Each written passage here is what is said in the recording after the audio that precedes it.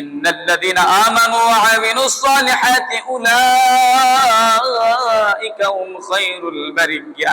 আল্লাহ রাব্বুল আলামিন বলতেন, নিশ্চয় যারা ঈমান এনেছে এবং সৎকর্ম করেছে তাদের জন্য রয়েছে উত্তম বাসস্থান। চিৎকার মেরে বলেন সুবহানাল্লাহ। কেমন বাসস্থান? জাযাউহুম ইনদা রাব্বিহিম জান্নাতু আদনিন তাজরি মিন তাহতিহাল আনহারু খালিদিনা ফিহা আবাদা রাদিয়াল্লাহু আনহুম ওয়া রাদু আন যালিকা লিমান খাশিয়া রাব্বা। তাদের জন্য আল্লাহ রাব্বুল আলামিন এরকম বাসস্থান রেখেছেন, এরকম পুরস্কারের ব্যবস্থা রেখেছেন, যে পুরস্কারের তাদের জন্য এমন একটি জান্নাত রয়েছে, যে জান্নাত এই জান্নাতের আদনের নিচ দিয়ে একটি নহর প্রবাহিত হবে। যেই নহরের মধ্যে থাকবে মধুর নহর থাকবে, যেই নহরের মধ্যে থাকবে শরাবের নহর থাকবে, নদী থাকবে, এবং ওই জান্নাতের মধ্যে তাদেরকে চিরস্থায়ীর জন্য বসবাস করার জন্য প্রবেশ করিয়ে দেওয়া হবে। চিৎকার মেরে বলেন সুবহানাল্লাহ।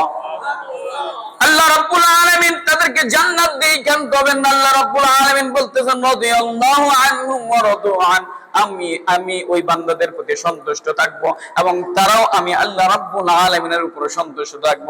চিৎকার মেরে বলেন সুবহানাল্লাহ। এখন আপনাদের কাছে আমার প্রশ্ন হলো, আল্লাহ যদি আমাদের উপর সেদিন জান্নাতের মধ্যে যদি সন্তুষ্ট থাকে, আর কিছু তো পাওয়ার আশা থাকে কিনা বলেন? আল্লাহ যদি আমার উপর সন্তুষ্ট থাকে আর আল্লাহ রাব্বুল আলামিন সন্তুষ্ট হয়ে খুশি হয়ে যদি আমাকে পুরস্কৃত করে, আর কিছু তো বান্দার থাকতে পারে না।